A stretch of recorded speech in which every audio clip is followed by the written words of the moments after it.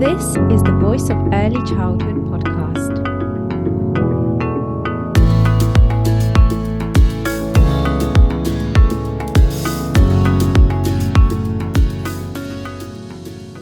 This episode is sponsored by Funding Loop. Funding Loop automates the process for nurseries of collecting funding forms from parents and typing that information into council portals. To find out more about Funding Loop, visit their website. You'll find the link in this episode description. Hey everyone, a quick message from me, the founder of The Voice of Early Childhood. I wanted to thank you all for listening and tuning into the podcast. We're always ensuring we provide valuable content for our listeners and viewers as we share diverse voices from across the early childhood community. And we're always encouraging you all to share your voice too. So if you have a specific topic in mind or a guest you'd like to hear from, let us know. Just fill in the contact us form via the link in this episode description. And if you haven't already done so, please do subscribe to the podcast on whatever platform you are listening on. This helps us to keep sharing voices and thought-provoking content. Thank you all for being part of the Voice of Early Childhood community. Hello everyone, welcome to the Voice of Early Childhood podcast. My name is Angelica Solitska, I'm your host, and today I am joined by Mandy Richardson, who is the Managing Director of Naturally Learning, a chain of nurseries which Mandy set up in the heart of mid-Cornwall, and she'll tell us more about them. So Mandy, thank you so much for joining on the podcast. It's really great to have you here. I've been excited for this. I think it's been in the plans for a couple of maybe a few months now for us, hasn't it? Yeah, so there's lots of things that are really interesting about the way that you do things. So we were just talking before we recorded around potentially already putting in another podcast episode because there's lots to discuss. But today we are talking about the Cornish curriculum. And you write in your article that it's more than just an educational framework. It's a way of nurturing young minds to become confident, independent, and environmentally conscious individuals. So lots to unpack there. So I guess firstly, please can you set the scene for us of your wonderful settings? So I guess, how many do you have, and more kind of the practical elements, I guess, initially before we delve deeper. Okay, so we now have 7 nurseries in various stages of their evolution. The first one we have was created in 2013 and is very coastal in a small little village. We then have others that are within towns, others in larger coastal areas. So right across sort of mid towards west of Cornwall, some coastal, some, as I said, more in the urban, in the middle of Truro, which is our city, our only city in Cornwall.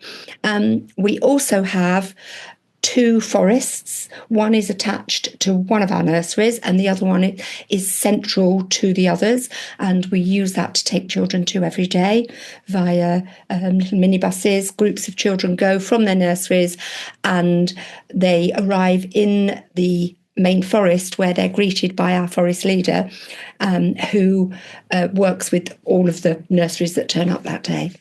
We also use the lovely beaches, of course, that we are surrounded by. We're extremely lucky in Cornwall because you're never more than a few minutes away from a beach wherever you are. Yeah, it sounds really fantastic. So many learning opportunities for the children, and that's something that we'll discuss a little bit deeper. So I guess the first thing I want to ask is the Cornish curriculum. Is this something that you have kind of coined across Cornwall? Do any other settings kind of follow this, or is it just your nurseries that follow this? No, it is just us. Maybe we would like to expand it out if people were interested. We started with it. It has evolved. It hasn't happened overnight. And to be honest with you, it is still evolving. I was actually listening to one of your podcasts today about STEAM. And I was very interested in the way that she spoke. And I'm thinking of making a few tweaks. Because I think, firstly, I don't think you ever stop learning. Of course. Everything is always in evolving state. So no, it started life as the Naturally Learning curriculum.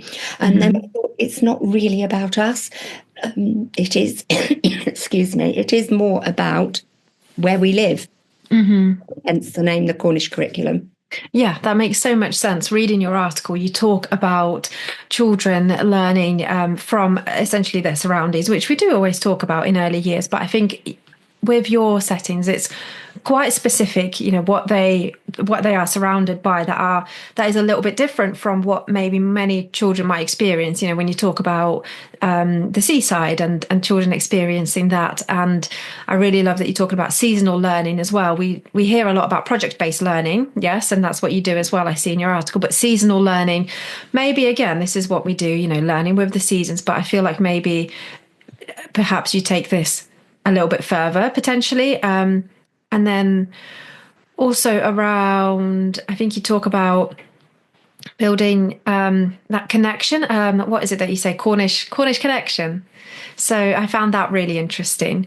So yeah, I guess there's just so much more, like you say, than just thinking about is this a curriculum that is, for our settings and our ethos and our values as educators, or is it more about the children and their communities? And maybe a lot of the time we do bring that in. I find that practitioners often say we need to make sure that our curriculum represents the community that we're in. But maybe it should be the other way around, a bit like what you're saying. You should start with the community. Yes, that's actually a really interesting topic for me. I had a bit of a head-to-head with an Ofsted inspector over this exact statement, who questioned my Cornish Connection and why we weren't being more multicultural and inclusive. It was a conversation that I thought was going to get us downgraded in our Ofsted. But at the end of it, she turned around and thanked me for sticking to my beliefs, and we ended up in away with an outstanding. It was quite a fantastic. Yeah, that it's difficult, isn't it? Things like that where you think, okay, I'm being challenged here, and maybe some things are making you reflect, and consider, okay, there is a point there, but what are my true values? What are my beliefs? And that all really comes through from everything that I've experienced, from having conversations with you to reading your article. So yeah, it's I guess all about sticking to your values, and it all comes from your values. So is this where the curriculum stemmed from? Because you mentioned again in your article that creating a curriculum from scratch is very challenging, can be a very daunting task. And there's that fear of getting it wrong for, as you say, the children we care about, and that could hold you back. So where did you begin? Is it with those values? Is it, you talk about threads of learning as well? Is this also kind of where you began structuring that curriculum and then padded it out? Yes. So I think the first thing that happened was that I began to delve into what my core values were. Started the business with loads of ideas, all the things you want to do to change the world, as everybody does.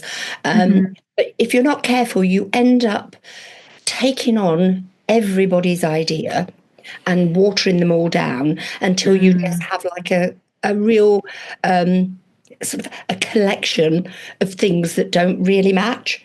And you do a little bit of this and a little bit of that, and something new comes out, and you think, oh, I'll try that. And you end up with this confusion, and it's not giving a clear message to the staff, and certainly not to the children who just can't grasp onto anything. So I think when I began to establish what my core values were, it made me realise that that's how the whole business would run, but more than that, how I wanted to present a curriculum. We've been told for many years that we don't have to follow the EYFS development matters, but most people at first were scared to do that until Ofsted said, actually, no, it really doesn't matter. So that was the first starting point for me to think, okay, let's be brave here, let's have a go. And we wanted to pin it around what we really believed and what we knew worked for our children, because what we felt about the development matters or any other curriculum that we were coming across, that they became a little bit of a tick box. There were a list of things that children needed to learn. I totally believe that there are developmental stages that children go through. There's no question in that. But children don't learn in a straight line. They don't learn in a tick box exercise. Children's learning is, we describe it as a bit of a spiral. We link it to the Fibonacci scale, Fibonacci system, which found in, it's a mathematical concept, which I have no mathematical knowledge of, but it's seen in nature all the time. The spirals of the shells, the spiral around a flower, the way a tree grows and the branches that stem out, it's all connected.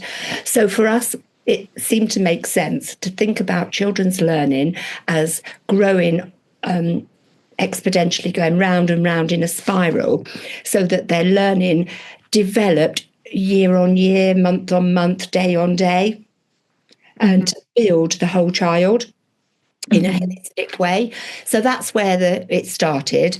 And then we started to unpick, well, what are the aspects of learning that we want to give our children? What are going to matter to our children, and how do we want them to look? So we've come up with our own 7 areas of learning. We think of them as threads of learning. They're not set in stone.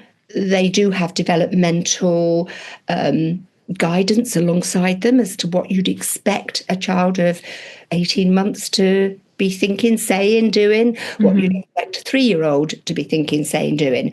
But they are not defined by numbers and ages. They are about developing the child at their own pace, and it includes all children in that way, whether they need a little bit of an additional help because they are struggling to get to the appropriate development stage, or whether, as we find, a lot of children are ahead of that developmental stage and we don't want to stop that either.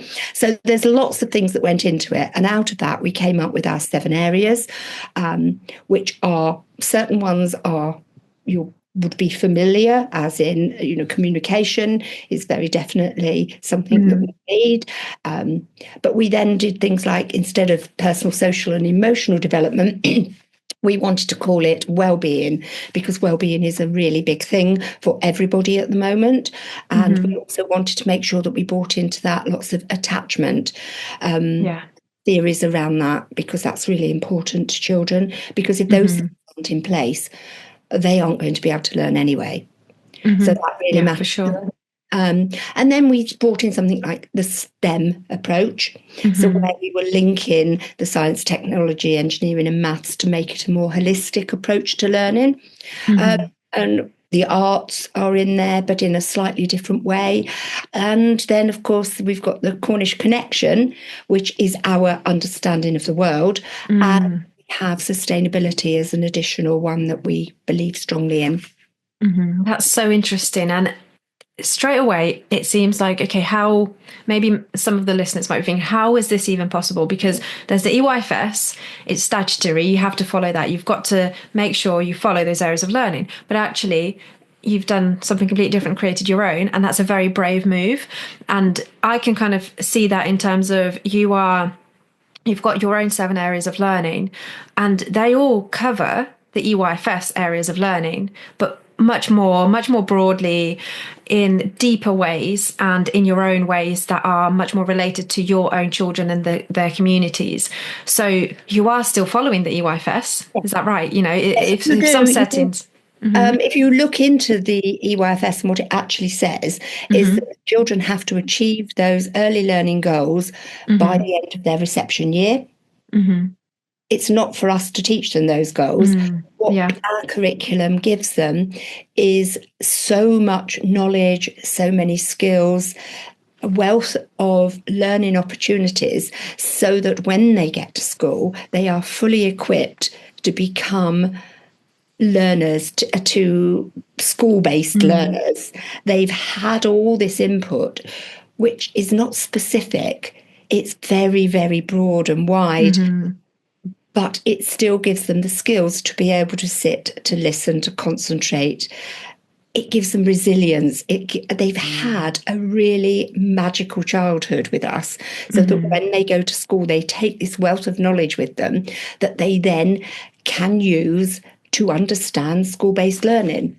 And that really is school readiness there, that that what you've talked about, and I guess that's your view of school readiness. Yes, And it is, yeah. I think so many settings would agree with that, because obviously there's so much debate around school readiness and it being very rigid and set in stone into very specific ways that are a lot more formal, and rather than play based, and also more academic rather than skills based. So it sounds like you've got a very clear idea of what you want children to learn, for coming from all your values, and then that ties in a very clear understanding of things like school readiness. What does that mean to you? And I think that's so important.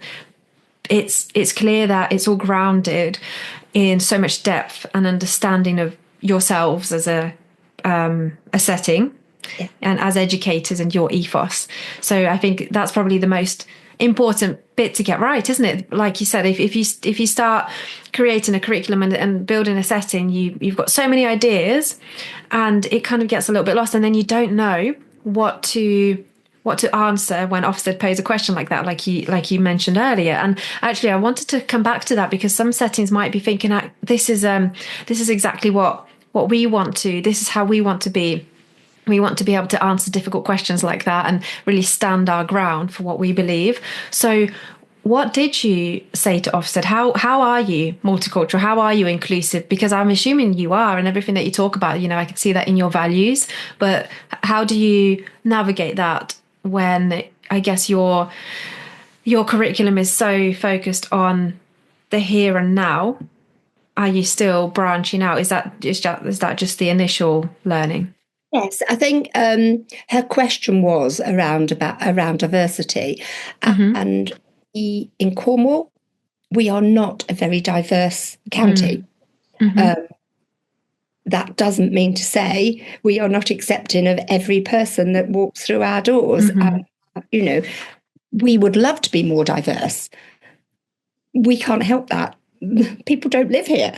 It's not the place, we are not in a city. We are not in an area where there is a huge cultural diversity. What she was suggesting, I thought, was that we should be what I consider paying lip service to addressing cultural differences. And that's where our argument stemmed from, really. And I was like, I don't believe in just paying lip service. I'm not going to tick a box and say to you, yes, we've celebrated Diwali because all the children made a little clay pot and we put a candle in it. We are not celebrating Chinese New Year by all trying to eat noodles with chopsticks. I actually find that insulting, because I cannot really represent what it means to be a culture, a different culture to the one I am. It is what I am.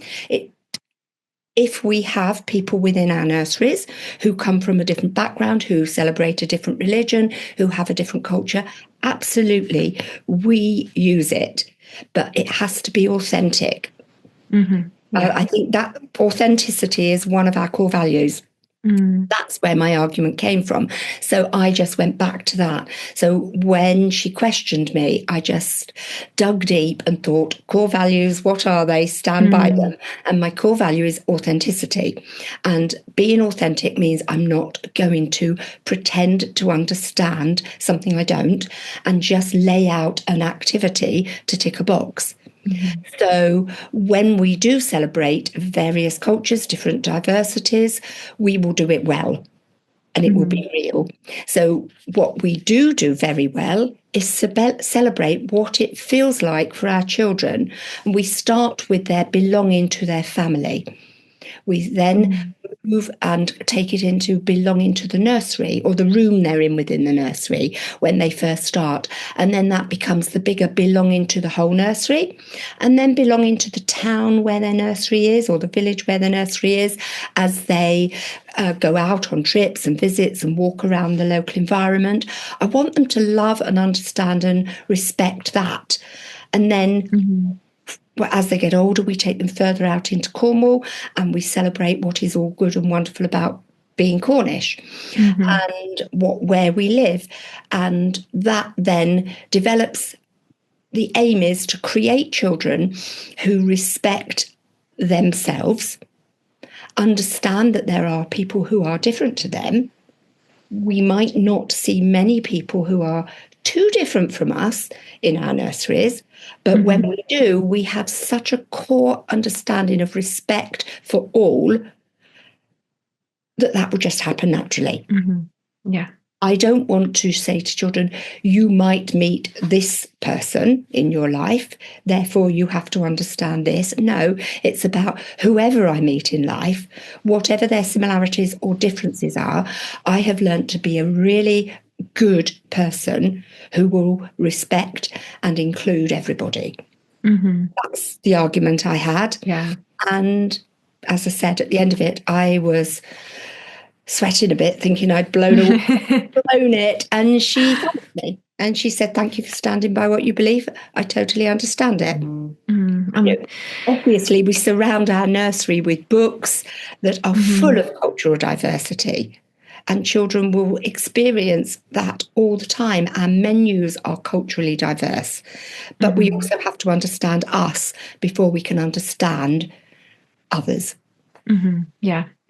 That's such a great point. And I really value you sharing that as well. And kind of for all of the early year sector, kind of thank you for standing up for what is right, because it's so true. It really goes back to the purpose of early years. I think the purpose of what we do is building those foundations, and that's exactly what you described there. We're building the foundations for children to be accepting of different cultures and of different people around them, and be curious as well. And just because they haven't heard of, known about, celebrated Chinese or Lunar New Year or other things, it doesn't mean that they won't be aware that people have differences.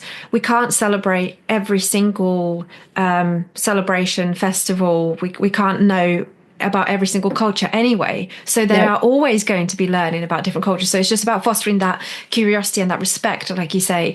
Yeah, it makes so much sense. And it's all about starting from, well, we always say in early is starting from where the child is at. I guess that's the whole point, isn't it? I think all of those really important principles of the EYFS and kind of more wider early years pedagogy, I think you really embody them in your settings, it seems like, and really truly take them and make them your own as well, and not just repeating. Every child is unique, yes, and we diversify our learning, differentiate our learning, etc. Actually, it's not robotic like that. No, it is totally embedded. I think the key point that made me confident to go with this was listening to Jean Dubiel at a conference, and he talked about pedagogy as opposed to curriculum. So what we have developed really strongly is our pedagogy, because we can't write a curriculum to include everything we want a child to learn, because we want our children to learn so much, and every day something new comes up and go, I didn't even consider that wouldn't have been written down, because children find learning all around them. They learn, they're just open to absorb any new thing, anything exciting. They're curious to learn. So our pedagogy is deep and set. Our curriculum is endless. We put it under headings to help us to manage it, but actually it is so much more than that. It reminds me of Piaget. I was delivering some training to our apprentices around different theorists, and we were talking about Piaget, and Piaget talked about schemas of learning. And it was something that I always found quite difficult to get my head around when I was learning myself. And I had one of my young girls, one of my apprentices, Emily, she said that she had studied psychology to degree level, and she's told me that how she thinks of it is that this schemas of learning are little packages that you put your learning in, and then when you learn something new, you put that in the package as well. So, for example, a baby will begin to understand that there is a flower and they will see a flower. They will learn the word flower, and they might learn the Makaton sign that goes with the word flower. That will be one cycle of their learning. Going back to this spiral, the next year when they come across this little flower, which might be, for example, a primrose, there's lots of them outside of my window as I speak at the moment, the child at 2 will come across the primroses again next year. And they will go, oh, flower, I know that word flower, but actually now I know that it's called a primrose. And I could, or maybe at first I might know it's a yellow flower. It's then more than a yellow flower. I'm going to put that knowledge in my little package. It's a primrose, which is different from that yellow flower, which is a daffodil. And I'm beginning to see that they're two different flowers. When we go round our cycle back into the following spring, we've got children who are now 3, and they're going, primrose, daffodils. Oh, I look at that. That's built quite differently. I can dissect that daffodil. I can look at it. I'm beginning to know there are petals, there are leaves, there is a stem. This one grows from a bulb. This one is self-seeded. And those conversations go around. And then we go further again, the year they become 4. Their knowledge, this little package of learning that started off from the word flower, is now full with knowledge about all sorts of different flowers, where they grow, how they grow, can we plant them from seed, do we need to get bulbs, all these conversations that just develop a child's understanding of nature. And it's on our doorstep. We don't have to buy anything. We don't have to print laminated sheets out to teach them that. Just open our eyes. They are growing everywhere, whether we're in a city or whether we're in a small village. Yes, we're lucky. We're surrounded by nature. But I genuinely believe even if you're in an inner city, there are parks full of flora and fauna that are there for the taking. It's really important for us to open our children's eyes to those. So as this spiral goes round, each year the children build on that knowledge until they have a vast bit of knowledge. I have a lovely conversation that had between my son-in-law and his mother-in-law and their 2-year-old daughter, who's my granddaughter. Mother-in-law and son-in-law took her out for the day at a local gardens. And while they were walking around the gardens, bearing in mind she is only 2, she stopped and she went, listen, I hear magpies. And the dad he looked at his mother and he went, are they magpies? And she went, yeah, I think she's right. So we have a 2-year-old who has gone from learning the word bird to by 2 knowing that sound is actually a magpie. Now, I feel privileged because she goes to my nursery. I can see her learning in real time when she's at home with me. And that story is just beautiful because I know where it came from. I know that they'd been studying winter birds. And I know that in the forest where she goes, 2 little magpies come regularly and they call them Poppy and Maggie. And she has learned all about that through experience in nature, through her really wonderful educators who have taught her that. That's such a lovely story. Thank you for sharing that with us. It just really demonstrates everything that you were just talking about, that spiral, kind of almost spiral curriculum that you talk about, demonstrating that in real life, in action. It reminds me of, again, what Jan de Biel talks about, and I probably won't do it justice the way that he talks about it, but he talks about different types of knowledges, and he talks about kind of the more specific knowledge, and that might be what you described there. The whole time you were talking about that really reminded me of the fact that, yes, it's fantastic that the child knows this essentially content, this knowledge, but actually there are so many skills underneath that. When you were talking about noticing differences, when you were talking about noticing differences in terms of the flowers, so that's that visual noticing and differentiating. And then you started talking about the noticing, picking up different sounds, essentially with the magpie. That both of those things, phonics, that kind of reminded me of, this is the very foundational aspect of phonics, early phonics. And that's it, isn't it? You are supporting children and building up these foundations and building up their skill set. And it's not just that content that you're putting in them. It's not just, the facts and the information and new knowledge. It's the skills that they're developing. And that's the fantastic thing about all of this. And yeah, that's exactly what I think you've described in everything. And I think it's important for educators to also be aware of that. And then they're able to almost focus more on that as well, and not just thinking, we're just learning, we're just teaching the children almost like facts here. And oh, that's brilliant. They know this name of this animal or whatever it might be. Actually, they can see the value, the bigger value in what they're doing. Actually, it's all these skills that they're teaching children that are really impressive and valuable. It is. When you go back to listen to my granddaughter knowing the sound of a magpie, I know when she goes to school, I will have given her, or we will have given her, the skill to learn the differences between sounds. Yes, exactly. And very soon pick up reading and writing. I didn't have to sit down and force her to learn letters. I'm teaching her the skill. It's a transferable skill. And I think that's what we're trying to do throughout everything we do. We cannot teach children everything. As you said earlier, we can't teach them about every different culture, every celebration, every flower, every bird. But we can give them the skills to begin to want to know more, to be curious. And that's really important to us. Yeah, definitely such a vital, it's lifelong learning, isn't it? Vital skill to develop that curiosity and that love of learning.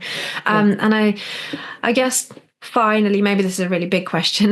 My main kind of last question would be around probably the practicalities of one that you mentioned, your outdoor, I guess your outdoor nursery. A lot of your, settings are very outdoors based, forest school.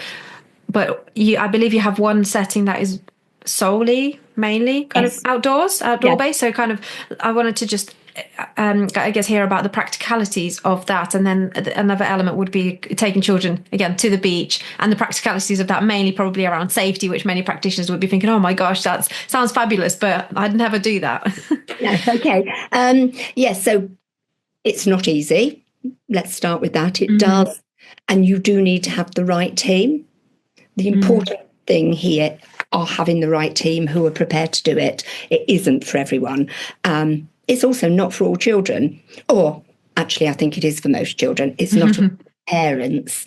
And some parents come and look around and you can see straight away from the horror on their face not where they want their child to be. And we're really fine with that.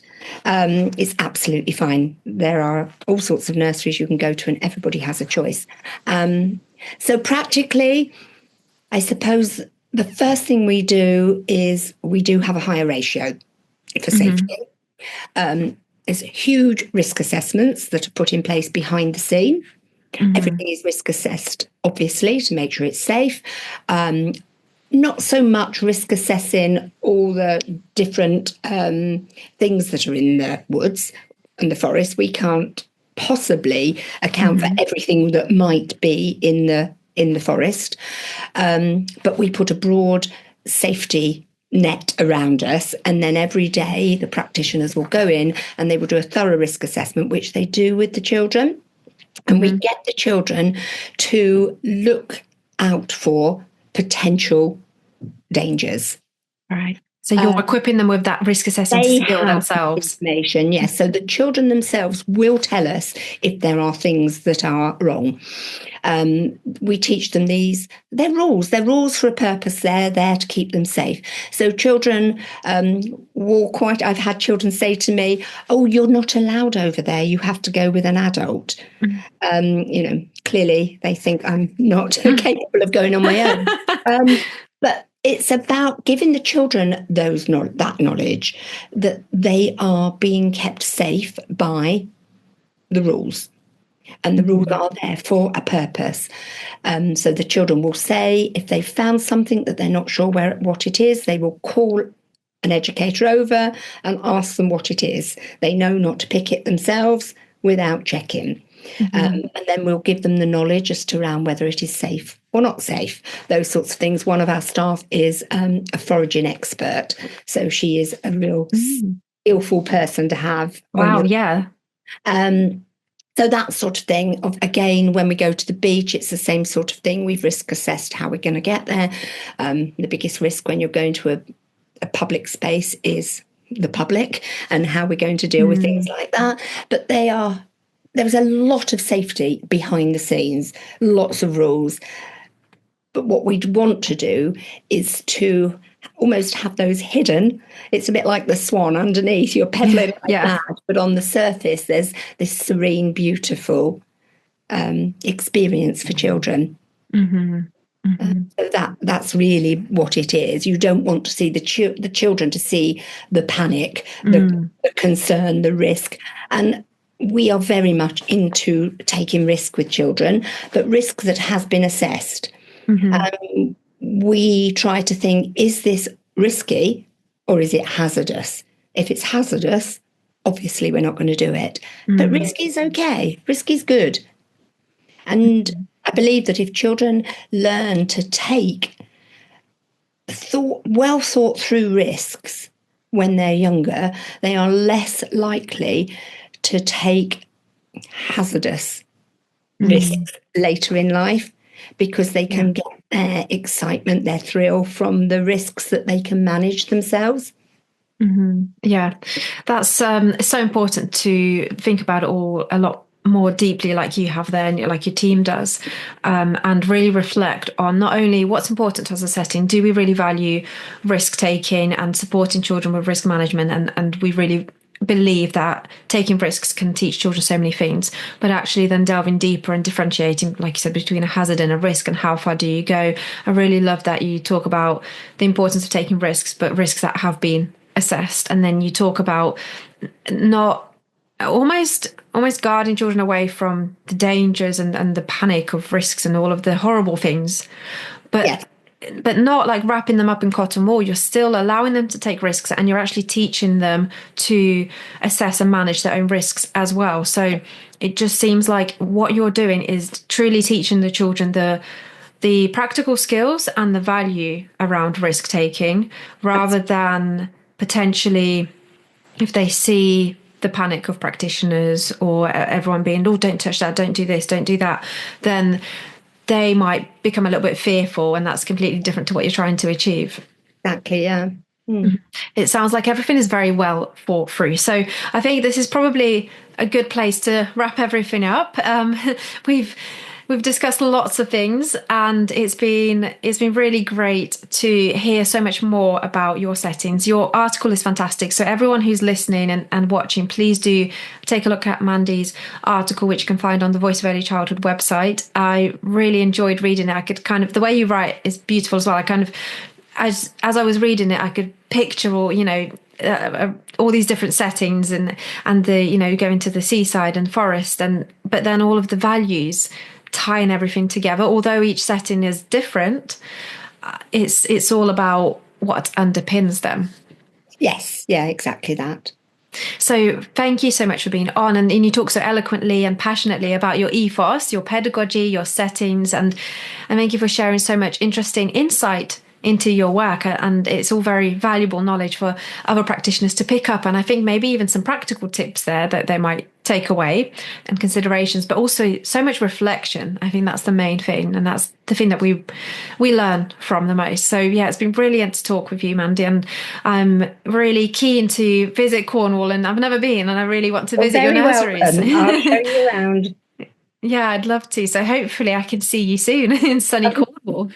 Thank you so much. I've really enjoyed speaking with you. Thank you.